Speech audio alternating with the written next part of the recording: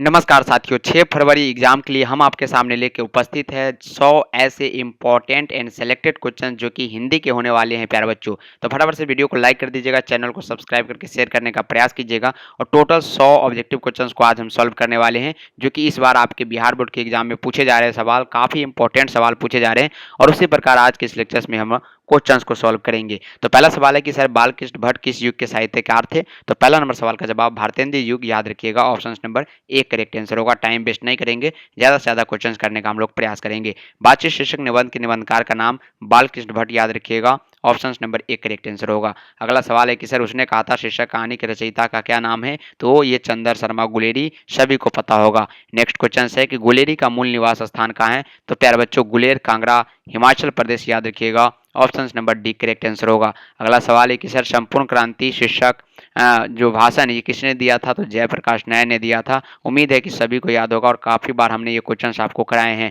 बिहार के छात्र आंदोलन का जेपी ने कब नेतृत्व किया? 1974 में। ऑप्शन नंबर बी करेक्ट है 5 जून 1974, याद रखिएगा। कब? 5 जून 1974 को छात्र आंदोलन का नेतृत्व इन्होंने किया था। किस पाठ में कहा है कि जिस पुरुष में नारीत्व नहीं वो अपूर्ण है? तो ये अर्धनारीश्वर से लिया गया है। कहाँ से? अर्धनारीश्वर से। अगला सवाल है कि सर अर्धनारीश्वर शीर्षक निबंध के निबंधकार का नाम बताइएगा। अर्धनारीश्वर शीर्षक के निबंधकार का नाम क्या है? ये 8 नंबर सवाल में आपसे पूछे जा रहे हैं और काफ़ी इंपॉर्टेंट है। रामधारी सिंह दिनकर, याद रखिएगा ऑप्शन नंबर ए।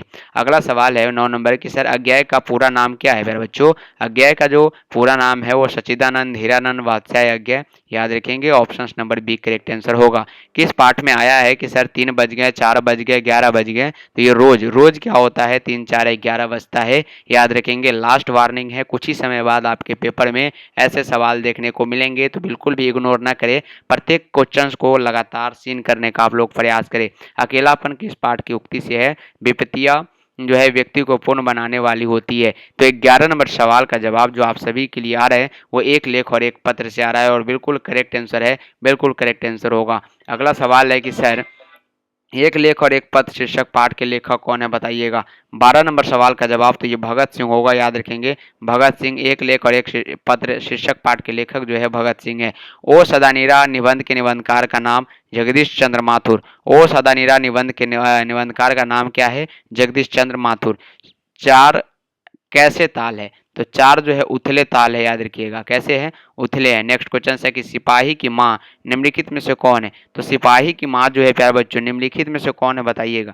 सिपाही का माँ निम्नलिखित में से कौन है? 15 नंबर सवाल में आपसे पूछा जा रहा है और ये बिश्नी है। कौन है? बिश्नी, जो कि ऑप्शन नंबर सी में है। अगला सवाल है कि सर मोहन राकेश के बचपन का नाम बताइएगा। तो 16 नंबर सवाल का जवाब Madan Mohan Guglani, option number A correct answer होगा।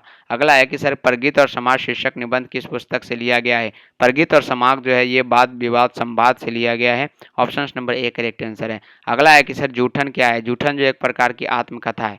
क्या है? आत्मकथा है, याद रखेंगे। चलिए सुपर फास्ट लेक्चर्स का 19 नंबर सवाल है कि मलयज ने किस विषय में एमए किया है? तो ये अंग्रेजी में किया है, याद रखेंगे। किस में? अंग्रेजी में। अगला सवाल है कि सर हंसते हुए मेरा अकेलापन के लेखक कौन है? तो याद रखेंगे 20 नंबर सवाल जो कि आपसे पूछा जा रहा है और इनका मलयज आ जाएगा जो कि ऑप्शन नंबर सी में है। अगला है कि सर तिरिच कहानी किस प्रकार की है? तिरिच जो है याद रखिएगा उत्तर आधुनिक त्रासदी है। क्या है? उत्तर आधुनिक, या कॉमेडी नहीं, त्रासदी, ऑप्शन नंबर ए करेक्ट है। अगला है कि सर किस पाठ में उक्ति आई है कि जहाँ भय वहाँ मेधा नहीं हो सकती? तो ये जो है ये शिक्षा से लिया गया है। कहाँ से लिया गया है? शिक्षा से। अगला सवाल है कि सवाल है सर शिक्षा शीर्षक निबंध किसने लिखा है? तो ये जे कृष्णमूर्ति ने लिखा है, याद रखेंगे। किसने लिखा है? जे कृष्णमूर्ति। जायसी किस शाखा के कवि है? तो ये प्रेम मार्गी शाखा के कवि है। कौन? जायसी। अगला है कि सर मलिक मोहम्मद जायसी का निवास स्थान बताइएगा जरा 25 नंबर सवाल में। तो मलिक मोहम्मद जायसी का निवास स्थान जायश कब्र अमेठी उत्तर प्रदेश में है, याद रखेंगे। अगला सवाल है कि सर किसने सूरदास से कहा सर है कि ऐसे विविधताएं काहे को कछु भगवतला वर्णन करी? तो ये वर्णन है और ये 26 नंबर सवाल आपसे पूछे जा रही है। गुरु बल्लभाचार्य याद रखिएगा कहा है। अगला नंबर सवाल है कि सर सूरदास किस भाषा के कवि है, तो ये ब्रज भाषा के है, याद रखेंगे। काफ़ी क्वेश्चंस आपको हमने कराए हैं, लेकिन आज के इस लेक्चर्स में सुपर फास्ट लगते हैं, टाइम बहुत ही आपके पास कम है। तो तुलसीदास के दीक्षा गुरु का नाम जो है ये नरहरि दास था, option number A correct answer होगा। अगला है कि सर कवितावली के रचनाकार कौन है, तो तुलसीदास है। नावादास किस युग के भक्ति कवि थे, तो याद रखिएगा ये भक्ति काल के। अगला सवाल है कि सर भूषण को भूषण की उपाधि किसने दी, राजा रुद्र शाह ने। राजा रुद्र शाह ने भूषण को भूषण की उपाधि दी थी। जयशंकर प्रसाद का जन्म कहाँ हुआ था, तो वाराणसी में हुआ था। पुत्र भी और शिक्षक कविता सुभद्रा कुमारी चौहान की किस पुस्तक से लिया गया है, मुकुल से लिया गया है। अगला है कि सर प्रकृति वर्णन से संबंधित जो है उषा है। उषा जो है प्रकृति वर्णन से संबंधित कविता है। जनजन का चेहरा एक शीर्षक कविता के रचयिता कौन है, बता दीजिए। तो जनजन का चेहरा एक, याद रखिएगा, ये शमशेर बहादुर सिंह। अगला सवाल सॉरी गजानन माधव मुक्ति बोध होगा, क्योंकि जनजन का चेहरा एक आपसे पूछा जा रहा है, option number A correct answer है। अगला है कि अधिनायक शीर्षक कविता के कवि का नाम बता दीजिए सर, रघुवीर सहाय, याद रखिएगा। कवि रघुवीर सहाय का जन्म कहाँ हुआ था, ये भी बता दीजिए 37 नंबर सवाल में। जी हाँ, सुपर फास्ट आज के इस लेक्चर्स में हम रुकने वाले नहीं है और लगातार क्वेश्चंस आपको कराने का प्रयास करेंगे। प्यारे नन्हे बेटे की कविता में लोहा किसका प्रतीक है, कर्म का है। कर्म कहाँ है, तो ऑप्शन नंबर सी में है, याद रखेंगे। अगला है सर प्यारे नन्हे बेटे को कविता किस संग्रह से लिया गया है, तो ये वाद यहाँ पे वो आदमी नया गर्म कोट पहनकर चला गया विचार की। अगला है कि सर खेत रहना मतलब मारा जाना, यानी ऑप्शन नंबर सी। हार जीत कविता के कवि का नाम क्या है, अशोक वाजपेयी है। नेक्स्ट क्वेश्चन है कि गांव का घर शीर्षक कविता के कवि का नाम क्या है, तो ज्ञानेंद्र पति है। गांव में अक्सर लोग ज्ञान देते हैं। पहल सम्मान ज्ञानेंद्र पत्री को, यानी पहला सम्मान होगा ज्ञानेंद्र पति को कब दिया गया, तो 2005 में। अगला सवाल है कि पेशगी शीर्षक कहानी के रचयिता का नाम क्या है, हेनरी लोपेज है। अगला है कि सर हेनरी लोपेज कहाँ के रहने वाले हैं, तो ये कांगो अफ्रीका के रहने वाले हैं। शब्दवाद दिखाना मुहावरे का अर्थ होता है झूठ बोलकर ठगना। अगला है कि अपने पैरों पर खड़ा होना मुहावरे का अर्थ क्या है, स्वावलंबी होना। अगला सवाल है कि सर गाल बजाना मुहावरे का अर्थ होता है डींग हाँकना। अगला है कि जी चुराना का अर्थ क्या होगा सर, तो किसी काम से भागना। अगला है ईंट का पत्थर जवाब पत्थर से देना मुहावरे का अर्थ होता है किसी की दृष्टा का करारा जवाब देना। अगला सवाल 51 नंबर है कि कायर का विलोम बहादुर होता है, उल्टा पूछा जा रहा है तो बहादुर। नेक्स्ट क्वेश्चन धरती का विलोम, तो ये आकाश होता है। नेक्स्ट क्वेश्चन आपसे पूछा जा रहा है सर आय शब्द का विलोम होगा, आय का व्यय होता है। अगला है कि आरंभ का विलोम क्या होगा, आरंभ ही अंत है। नेक्स्ट क्वेश्चन है कि ऋण का विलोम क्या होता है, तो उऋण होता है। सुपरफास्ट लेक्चर्स का 56 नंबर सवाल है कि अनादर का विलोम बताइए, तो ये आदर होगा। अनादर का क्या होगा, आदर होगा। Option number B correct answer होगा, क्या होगा, बी।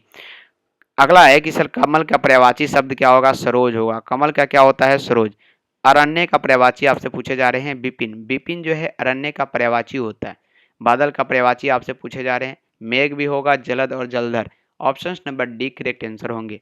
नेक्स्ट क्वेश्चन है कि कमल का पर्यायवाची नहीं है। कमल का क्या होता है, पुंडरिक। पुंडरिक ये पर्यायवाची नहीं होते हैं। निर्धि, पंकज और सरोज तीनों होते हैं, याद रखेंगे। कौवा का पर्यायवाची अगर आपसे पूछा जाए तो याद रखेंगे काग, वायस और काक। ऑल ऑफ दीज यहाँ पे करेक्ट आंसर होंगे। जो बहुत बोलता है उसके लिए एक शब्द में वाचाल कहते हैं, क्या बोलते हैं उसको, वाचाल। अगला है कि शिव का उपासक कौन है, तो शैव है। शिव का उपासक को हम लोग शैव बोलते हैं। मृग जैसे नेत्र वाली को हम लोग मृग नयनी बोलते हैं, जो कि ऑप्शन नंबर ए में है। नेक्स्ट क्वेश्चन है प्यारे बच्चों की त्रिविद्य वाला क्या कहलाता है, कुशाग्र। अगला क्वेश्चन है कि जिसकी ग्रीवा सुंदर हो उसके लिए एक शब्द में सुग्रीव कहते हैं। नेक्स्ट क्वेश्चन है कि पंचवटी कौन सा समास है, द्विगु समास है। अगला है घनश्याम कौन सा समास है, तो ये क्रमधारय है। नेक्स्ट क्वेश्चन है कि सर यथार्थ शब्द में कौन सा समास है, अव्यय भाव है, याद रखेंगे। जितेंद्रीय में समास बताइए, तत्पुरुष समास है, याद रखेंगे। अगला है कि सर अंडे से जन्म लेने वाला क्या कहलाता है, इसको हम लोग अंडज बोलते हैं। पीताम्बर बहुव्रीहि समाज जब होगा तो बिगड़ा विच्छेद क्या होगा, ये बताइएगा जरा। 72 नंबर सवाल का जवाब बता दीजिए। तो ये होगा पीला, यानी पीत पीला और अंबर जिसमें हो, इसके लिए हम लोग क्या यूज करते हैं, पीताम्बर। आत्मा का विशेषण आत्मीय होता है, जो कि ऑप्शन नंबर आपके सी में है। विशेषण किसे कहते हैं, तो संज्ञा या सर्वनाम की विशेषता को बतलाने वाले को विशेषण कहते हैं। सर्वनामिक विशेषण कौन है, तो एक आदमी नहीं देखा। हिंदुस्तान एक प्रसिद्ध पत्रिका थी, तो ये साप्ताहिक पत्रिका है। अगला सवाल है कि सर लोक का विशेषण लौकिक होता है। ऑप्शन नंबर बी में नजर आ रहा है। आत्मा कौन सा लिंग है, तो आत्मा जो है इनमें से कोई नहीं होगा, याद रखेंगे। तीनों का तीनों ऑप्शन इसके लिए गलत है। नौ कौन लिंग है? तो ये स्त्रीलिंग है। अगला है कि सर जल का लिंग निर्णय करे, तो ये पुल्लिंग है। जल क्या है? पुल्लिंग है। दल का लिंग निर्णय करना है, तो ये भी पुल्लिंग है। नेक्स्ट क्वेश्चन है कि सर धन शब्द का लिंग निर्णय करे, धन जो है पुल्लिंग है। अगला सवाल है कि राजेंद्र का संधि विच्छेद क्या होगा? राज जोड़ इंद्र, याद रखिएगा। अगला है कि नयन का संधि विच्छेद कीजिए, नय जोड़ अन होगा। वार्तालाप संधि विच्छेद, तो वार्ता जोड़ अलाप होता है, जैसा कि सभी को पता है। मनवंतर का संधि विच्छेद सर मन जोड़ अंतर, याद रखेंगे। हिमालय का संधि विच्छेद बता दीजिए, तो हिम जोड़ आल्य होता है। अगला है कि सर परम औसत शब्द का संधि विच्छेद क्या होगा? परम जोड़ औसत होगा।